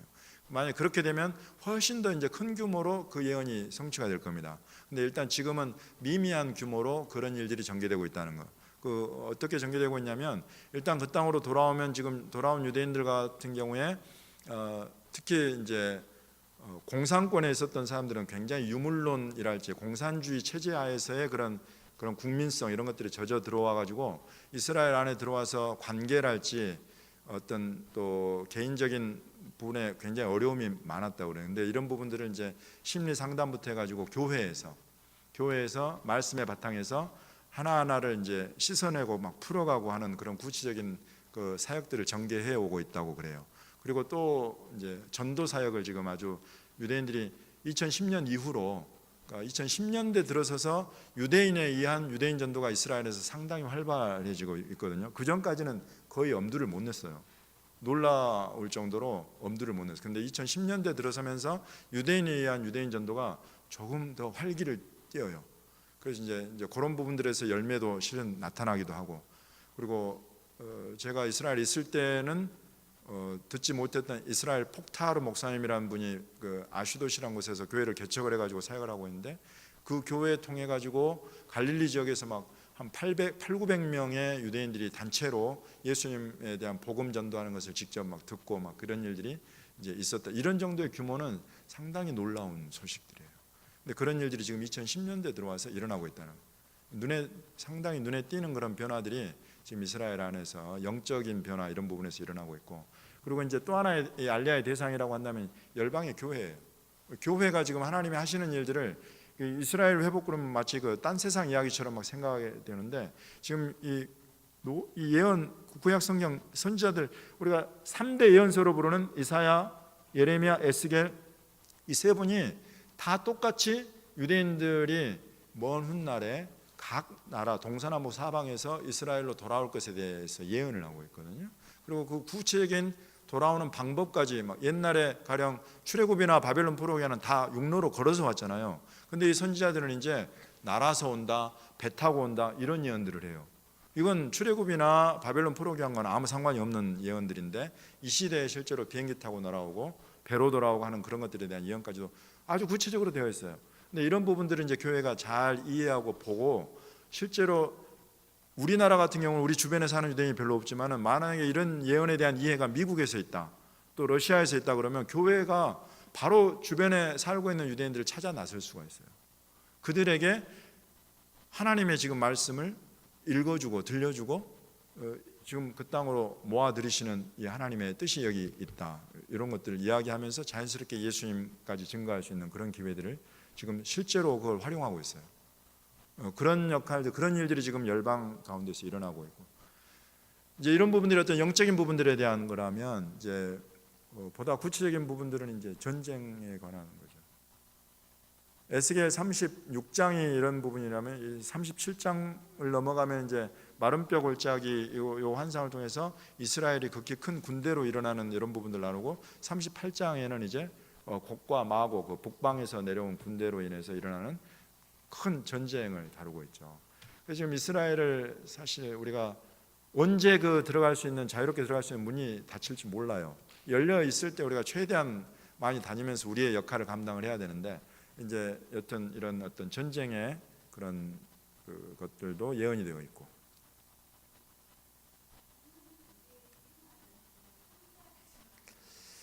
3차 대전이 될지는 모르겠어요. 근데 이제 우리가 아마겟돈이라고 부르고, 또 아마겟돈이라는 그 전쟁은 이거는 이제 헬라어로 옮기니까 아마겟돈이고, 히브리어로 하면 이제 하르 무깃도라고 하거든요. 하르 무깃도를 헬라어로 옮기니까 아마겟돈이 됐어요. 하르 무깃도는 이스라엘에 실제로 지금 있어요.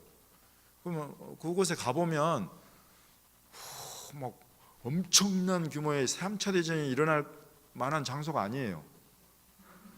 예. 그러면 그건 뭔가 어떤 그 상징적인 어떤 의미가 있겠다. 이제 그것이 뭘까, 이제 이런 생각들을 해볼 수 있는데, 일단 하르 무깃도라는 것은 이제 동서남북의 딱 교차 지점에 있어요.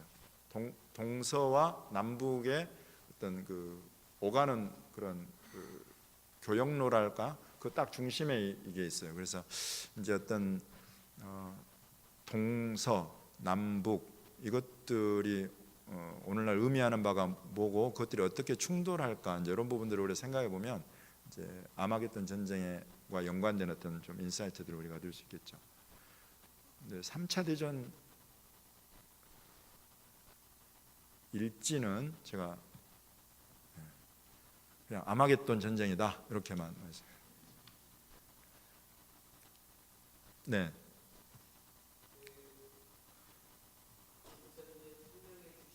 네.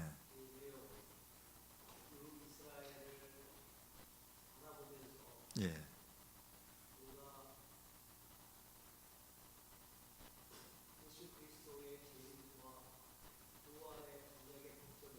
예.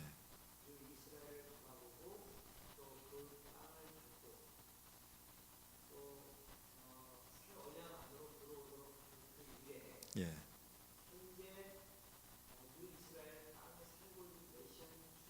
네. 예.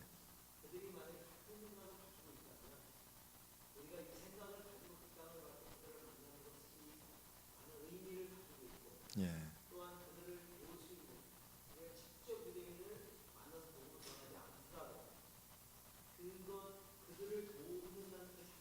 예. 예. 네. 예. 이제 가령 우리 이방인들의 역할, 이런 부분들이 지금 제가 내일 그 구체적인 성경 본문도 제가 이제 조금 더 말씀을 드리겠지만은, 실제로 성경이 우리 이방인들의 역할에 대해서, 유대인들의 구원과 연관된 유대인들을 이 새 언약 안으로 이끌어서 하나님의 거듭난 백성이 되게 하는 이런 부르심, 이런 역할, 이런 사명들에 대한 것들이 실은 구약 성경에 벌써 예언이 되어 있어요. 신약뿐만이 아니라, 신약은 뭐 말할 것도 없고, 구약성의 그런 부분은 제가 조금 더 여러분과 내일 말씀을 나눌 텐데, 이제 이런 부분들에 대한 견해는 믿는 유대인들 안에서도 견해가 좀 나뉘어요. 그래서 어떤 A 믿는 유대인 목사님 같은 경우는 그냥 우리 유대인 전도는 유대인이 하기에 놔둬라, 뭐 이런 말씀하시는 분이 계신가 하면, 이 Y라는 목사님은 우리만으로서는 너무 부족하다. 우리 유대인들을 시기나게 하는 사람이 너희들이니까 와서 우리 유대인들을 시기나게 좀 해줘라. 그러면서 그걸 통해서 예수님을 우리 유대인들이 믿을 수 있도록 너희들의 역할을 해다오 이러면서 적극적으로 초청하는 그런 분들이 계시죠. 근데 이제 그래서 이제 이런 부분들은 앞으로 우리가 어떤 그 믿는 유대인 사역자와 연결되느냐가 굉장히 영향을 많이 미칠 것 같아요, 목사님. 근데 일단 지금 초호슨 피플 미니스트리 같은 경우는 일단 기본적인 그 자기들의 베이스는 믿는 유대인들 리더십들이 많아요, 그 안에. 그래서 전 세계 지금 17개국의 그 각 나라 글로벌 파트너십들이 있는데 그 안에 저를 포함해서 4개 나라가 이방인들을 받아들였어요. 그러니까 믿는 유대인들에 의해서 주도되지만은 이 사람들 같은 경우는 이방인 형제들, 이방인 교회들의 역할을 수용을 하고 있는 거죠. 그래서 함께 복음을 전해가고 함께 예수님을 소개하고 유대인들이 이 새로운 언약 안으로 들어오도록 하는데 우리들의 역할이 있다, 이런 부분을 인정하는 그런 것들인 거죠. 이제 이런 데들은 뭐 우리가 전혀 주저함 없이 이 사역을 같이 해갈 수가 있는 겁니다. 근데 이제 그 아까 우리 차 타고 오면 제가 우리 박영철 그 선교 담당 목사님과는 잠깐 이야기를 나눴는데요. 뉴질랜드 같은 경우가 이제 이스라엘 안으로 우리가 들어가서도 유대인 대상 사역을 할 수 있지만은 유대인들이 또 한 번 저속한 표현을 해요. 빨빨거리면서 돌아다니는 걸 너무 좋아해요. 진짜.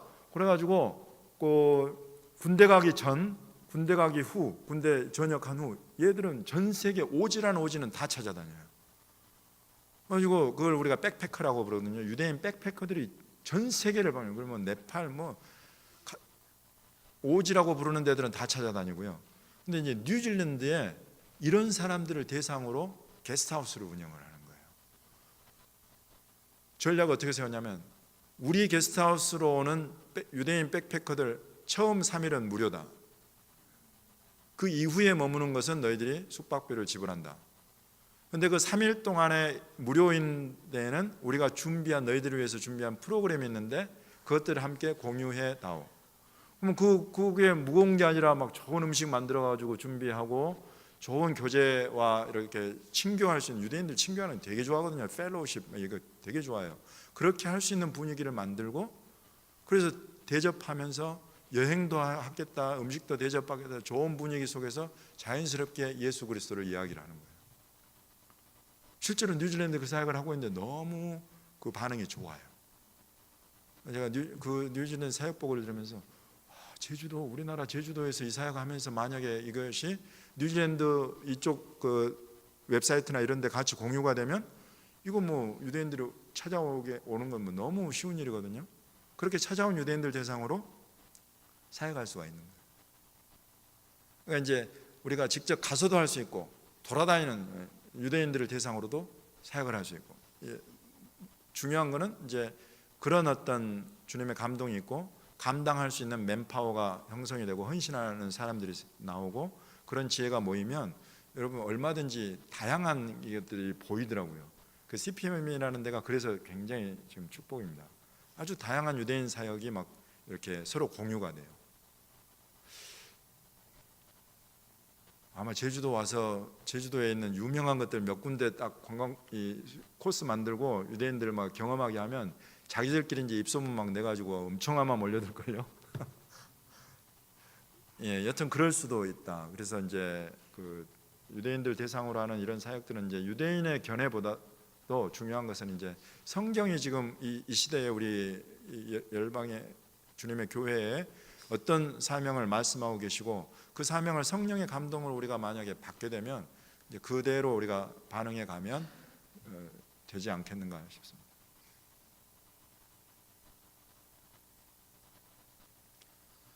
지금 대한민국을 굉장히 주님이 복 주셨잖아요. 그래서 우리가 뭐 꿈을 꾸고 지금 사실 시도해 볼 수 있는 일들은 계속 더 많아지고 있는 것 같아요.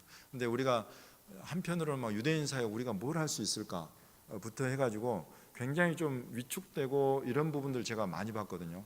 그러니까 이스라엘 선교 현장을 제가 직접 나가봐서도 야, 전도하다가 자칫 잘못 걸리면 바로 추방이래. 선교사들 사이에 이런 소문이 퍼져가지고 선교사들이 아니 선교사인데 전도를 안 해요. 무서워가지고. 근데 우리 이제 제가 오늘의 팀에서 어느 순간 딱 이게 탁 깨졌어요. 그래서 주님이 막 이제 들로 산으로 우리 그 네 가정에 남아 있었는데 네 가정이 다니면서 예배하면 바로 유대인들이 막 모여들어요. 그래서 모여든 사람들 뭐 하냐 그러면 우리는 예수님을 예배하고 있고 예수님은 유대인의 왕 메시아고 너는 어떻게 생각하냐 이러면 자연스럽게 예수님 이야기가 되고 몇 시간 동안을 예수님 이야기만 할 수 있는 그런 사람들을 막 만나고 이렇게 되더라고요. 그래서 이게 정말 우리 마음 문이 닫혀 있는 것이지 유대인들이 닫혀 있는 게 아니구나. 이 복음과 이방인들에 대해서 이런 생각들을 제가 많이 하게 됐습니다.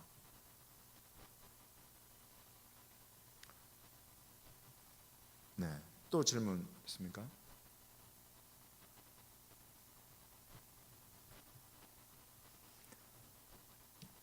제가 지금 이게 끝내기 네네 예.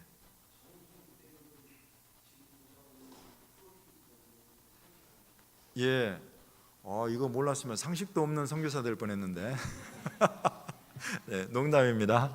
예.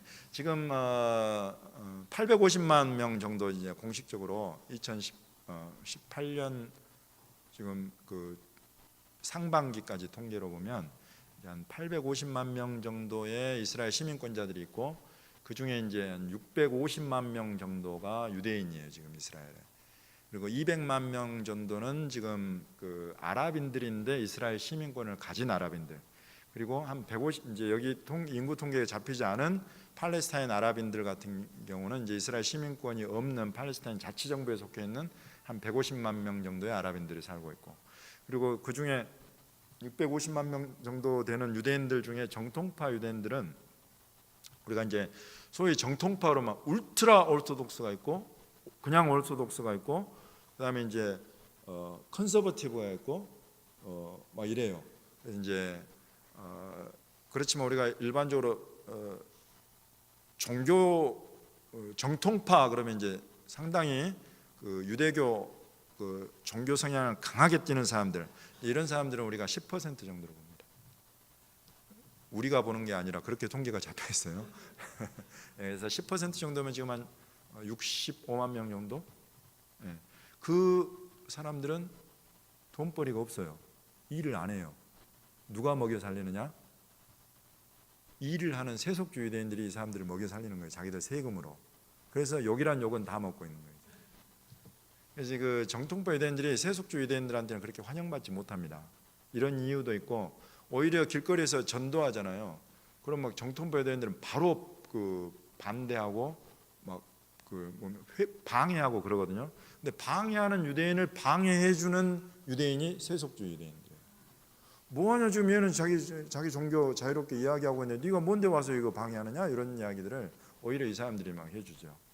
이제 그런 경우도 있고, 이제 우리가 들어가서 전도를 막 우리가 당장 막 어디 다른 막 미전도교회에 갔던 것처럼 그렇게 하지는 않을 거예요. 그건 이제 우리가 유대인에게는 유대인답게, 그리고 이 미전도 종족 이쪽 종족에게는 이종족답게, 이런 지혜가 필요한 거죠. 그래서 유대인들에게 유대인답게 하는 것들은 이제 제가 들어가기 전에 또 말씀을 드리고 또 함께 나눌 수 있는 어떤 짧은 전도문 같은 거 아마 요셉 슐람 목사님도 준비해서 주신다고 한 것 같은데, 그거 있으면 그것도 받아보고 또 제가 준비한 것도 있으니까 그것도 한번 준비해서 그렇게 그냥 하고, 전도는 제가 보니까 해야 되겠다 하고 들어가면 유대인들 전도는 그렇게 바람직하지 않더라고요. 우리는 가서 그 땅과 그 백성의 주인이신 예수님, 그 예수님께 드리는 예배가 너무 그 땅에 없어가지고 우리가 그 땅에서 예수님을 높이고 있으면 예수님이 유대인들을 붙여주세요. 자연스럽게 전개되는 게 전도예요. 그래서 전혀 부담을 가지지 않으셔도 돼요. 전도에 대해서는. 무슨 말인지는 들어가 보시면 여러분이 경험하게 되실 거예요. 진짜 그래요. 그래서 부담을 갖지 마세요. 네, 또 질문 있습니까? 네.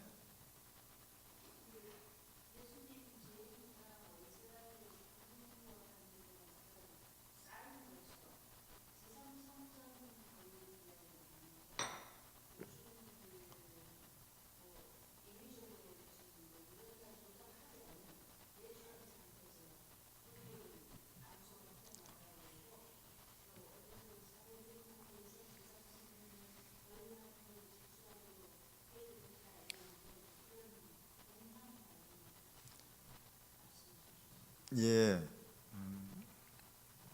제가 그 부분은 직접적으로 살펴본 바는 없습니다. 이제 간접적으로는 이제 일단은 뭐 우리가 그 동안에는 뭐 전혀 알려진 바가 없었지만 그 김종철 감독의 수고로 그 제3성전 준비하는 사람들을 직접 만나서 인터뷰를 하고 이제 그래서 만들어진 다큐 영화가 이제 제3성전이라는 영화인데, 그걸 통해서 보여진 것도 있거니와 이제 제가 그 뒤로 이제 관심 갖고 유튜브 영상들을 좀 찾아봤어요. 근데 이제 유튜브 영상들 안에는 실제로 그 제3성전을 건립할 준비하는 것들이 구체적인 것들로 막 이렇게 한 편씩 한 편씩 제작돼서 올라와 있더라고요. 이제 그런 것들을 보면은 지금 말씀하신 그런 그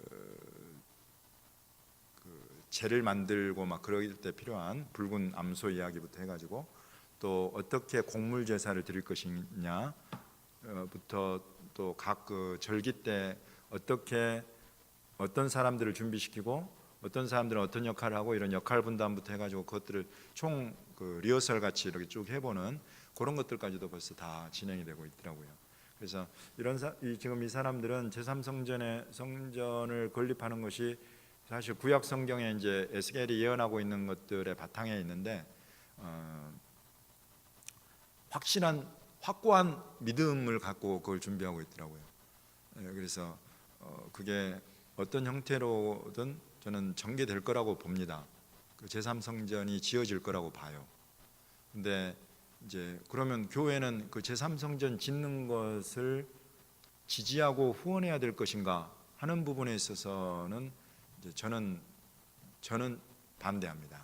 이제 그런 부분에 대해서는. 왜냐하면은 이제 기본적으로 유대인들이 제3성전을 만들려고 하는 의도는 예수님을 거부하기 때문이죠. 그래서 예수님으로 말미암아 하나님이 모든 제사를 완성하셨다. 단번에 드린 그 제사로 그런 부분들을 이 사람들이 믿고 신앙 고백을 한다면 사실 뭐 이런 제3성전을 지을 이유가 없죠. 제3성전을 짓는 이유는 단지 확실히 그거예요. 그 성전 제사의 회복. 성전 제사가 드려져야 유대인들에게 속죄의 길이 너무나 확실한 그 대속죄의 일부터 해가지고 그런 길들이 열리기 때문에 성전이 사라지면서 그런 것들이 다 없어져 버렸고 회당 예배와 랍비 중심의 제사장에서 랍비 중심으로 성전 중심에서 회당 중심으로 이렇게 돌아서면서 자기들만의 어떻게 보면 그 기형적인 형태의 유대교 예배를 만들어 왔기 때문에 이제 구약 성경에 말하는 대로 돌아가고 싶은 거죠. 구약 성경보다도 자기들 미시나 전통 그런 것들이 요즘은 더 중요하니까 그런 전통으로 돌아가고 싶은 거죠. 그런 게 바탕에 있어서 제가 이제 제3성전 건립에 대해서 저는 이제 반대하는 입장이다. 그런 말씀을 그래서 이제 드리는 거고요. 그렇지만 이제 마지막 때 나타날 어떤 징조나 이런 것들을 보면 어찌됐든 내가 반대한다고 안 지어지지는 않겠구나 하는 것들은 알 수 있죠. 예. 그리고 그 제3성전이 이스라엘에 이제 어디 지어지느냐 이런 것들도 중요한데 만약에 지금 그 성전산 여러분 작년에 가 보셨나요? 그 성전산에 그 알악사부터 해가지고 바위돔 사원 있는데 거기 그 위에다가 만약에 최근에 이제 들려오는 이야기로는 뭐 이쪽에 이슬람 사원도 두고 한쪽에 유대교 성전도 짓고 그래서 유대인은 유대교 성전에서 이슬람은 이슬람 사원에서 그렇게 예배하면 종교 평화 얼마나 좋지 않느냐 이러면서 만약에 누군가 그걸 나서서 힘으로 그걸 중지해가지고 그게 가능하도록 만들어버린다. 만약에 그렇게 된다면 그 사람은 적그리스도일 확률이 굉장히 높죠. 아주 강력한 힘을 바탕으로 해서 그런 부분들을 조율하고 그것이 가능해지도록 만들어버린다. 그건 뭐 진짜 적그리스도라고 보기에 딱 좋은 사람입니다. 또 실제로 푸틴이 저번에 제가 한 말씀 드렸나요? 푸틴이 와가지고 그곳에 통구의 벽에다가 기도문을 꽂았는데 누가 물어보지도 않았는데 내가 기도문에 뭘 썼는지를 자기 입으로 오픈을 했어요. 그게 뭐냐면 이 성전산에 제3성전이 세워지도록 해달라는 기도 내가 썼다. 이건 유대인들한테는 완전히 이건 뭐 고레스와 같은 메시아 이방인 그런 역할이에요. 메시아를 우리가 다른 말로 바꾸면 헬라어로 바꾸면 그리스도잖아요. 그러니까 내가 적그리스도가 되겠다 이 정도로 지금 자기를 드러낸 그런 인물도 최근에 나왔다. 이게 지금 이 시대상을 반영하고 있는 겁니다. 그래서 이스라엘과 연관된 예수님의 그 마지막 때 예언들이 이제는 보다 훨씬 더 사실적으로 드러나고 있어요. 그래서 아주 관심을 갖고 살펴봐야 될 그런 때가 벌써 돼버렸습니다. 네. 다른 질문 있습니까? 네. 제 강의는 유튜브에 정태권 이렇게 검색을 하시면 꽤 올라가 있습니다. 거기에 이제 브레티비에서 만든 영상들도 있고 또 파라샤라고 제가 이제 지금 계속 소개하고 있는 것 중에 유대식 성경 읽기가 있어요. 그게 이제 성경에서 신약 성경에 보면 예수님도 또 사도 바울도 그런 읽기 그런 시대에부터 이렇게 읽었던 형태가 있는데 모세의 글 읽고 선지자의 글 읽고 또 시편이나 혹은 뭐 이렇게 읽는 것들이 있는데 그거를 도입을 해가지고 신구약을 관통해서 통으로 볼 수 있는 그런 성경 읽기예요. 이제 그런 것들을 제가 창세기는 그때 강의한 거를 브레티비에서 이렇게 영상을 만들어 가지고 올라간 게 있는데 그건 좀 길이가 깁니다. 막 1시간 막 45분 막 이런데 인내심이 있으신 분들은 그런 것들을 보면 이스라엘을 제가 아까 그런 말씀을 이스라엘을 보면서 주님이 여러 가지로 계시를 열어 주셨다 하는 부분들이 있는데 이제 그런 강의들 안에 상당히 녹아 있기도 해요. 굉장히 그 유익한 것들이 많습니다. 그래서 제 강의에 유익한 것들이 많다는 게 아니라 이스라엘을 주님이 그렇게 내게 열어주시는데 내가 보게 되면 유익한 것들이 정말 많아요. 그러면 그럴 리가 없는데 정태권 이렇게 검색을 했어요.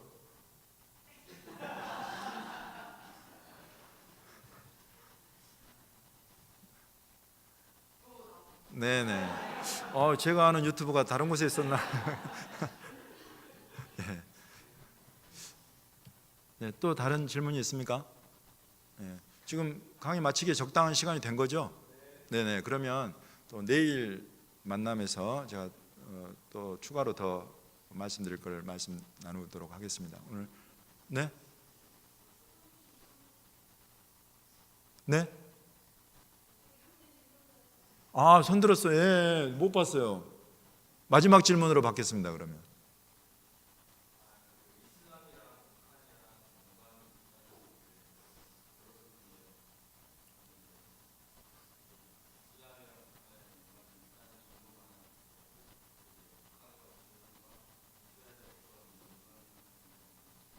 예, 예, 좋은 질문입니다. 앞으로 반드시 이제 변화돼야 될 그런 내용 중에 하나가 이제 북한의 역할인데, 이제 제가 사실 지금 뭐 남북 북미 이런 부분에 가장 기도하면서 기대하는 것 중에 하나가 그거 이제 북한이 그 동안에는 실제로 이스라엘의 해가 되는 일을 너무 많이 했어요. 1970년대부터 해가지고 그 이스라엘을 위협할 만한 무기랄지 무기 제조 기술이랄지 심지어는 땅굴 기술 막 이런 것들이 그러니까 굉장히 최첨단의 핵무기 기술부터 해가지고 정말 저 땅 파는 진짜 땅굴 기술까지 시리아 또 심지어 저기 가자지구 하마스 막 이런 데들에게까지도 이런 기술들이 이라는 말할 것도 없고 그렇게 되면서 이스라엘을 굉장히 곤란하게 만든 대표적인 나라 중에 하나가 북한이에요. 그래서 아마 그 지금 북한하고 막 이러면 아까 제가 그래서 이제 그런 말씀을 드렸던 것들이 배경이 되는데 실제적으로 이제 뉴스랄지 구글링 검색을 해보시면 가령 북한 시리아 또는 뭐 북한 이스라엘 뭐 이런 것들을 좀 이렇게 검색어를 넣어가지고 조합을 해서 넣어보면 옛날 막 신문 기사들도 막 떠오르고 그래요. 그런 것들 안에 보면 북한의 그런 기술들이 얼마나 이스라엘에 큰 위협이 됐었는가 하는 것들. 그것들을 막 이스라엘 모사드랄지 미국의 CIA랄지 막 이런 데들에서 첩보를 통해서 이제 그런 것들을 밝혀내고 막 그런 것들도 좀 있어요. 그 동안에 어려운 일들을 해왔는데 이제 남북한이 함께 언젠가는 아니 우리 한민족이 정말 이스라엘의 구원에 크게 쓰임 받는 그럴 수 있는 이런 탁월한 일꾼들도 앞으로 얼마든지 주님이 일으키시리라고 믿습니다. 아멘. 우리 목사님과 교회에서도 우리 북한 사역 좀 하시잖아요. 그러니까 북한 이스라엘을 지금 함께 풀어가는 것은 이 시대적인 화두예요. 예, 그럼 기도하고 마치겠습니다.